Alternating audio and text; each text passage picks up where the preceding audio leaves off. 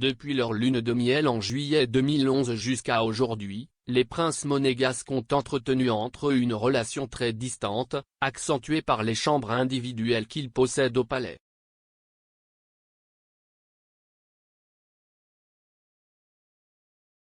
Bien qu'ils soient ensemble depuis plus de 10 ans, la relation d'Alberto et Charlène de Monaco n'a toujours tenu qu'à un fil, du moins en ce qui concerne les rumeurs. Les princes monégasques forment l'un des couples royaux les plus atypiques d'Europe, à commencer par le peu d'engagement institutionnel que la princesse elle-même a reconnu qu'elle aurait en épousant le souverain. « Je serai une princesse à ma manière », assurait-elle à l'époque.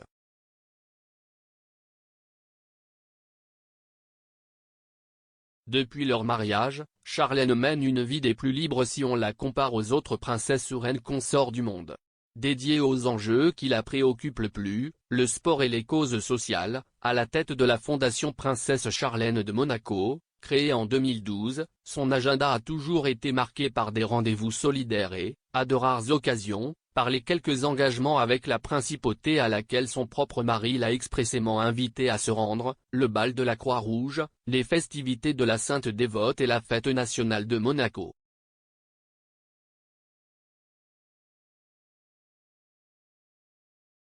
Des engagements qu'il a abandonnés depuis plus d'un an en raison de la complication de santé qu'il a subie au printemps dernier en Afrique du Sud et qui s'éternise depuis.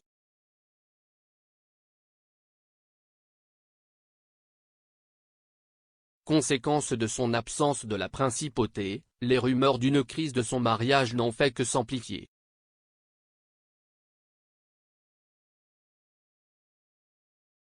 Les médias européens sont à la recherche d'indices et de réponses à la disparition de longue date de la princesse.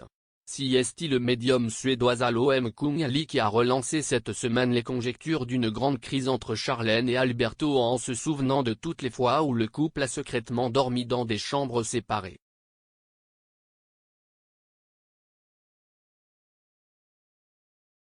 Le premier et le plus surprenant de tous, lors de leur lune de miel en juillet 2011. Le média précité assure qu'ils ont séjourné dans différents hôtels pendant leurs vacances dans la ville sud-africaine de Durban. Là, alors que le souverain se trouvait dans l'hôtel central Hilton, sa femme se reposait dans la luxueuse station balnéaire d'Umhlanga Rocks, à 1,5 miles de son mari.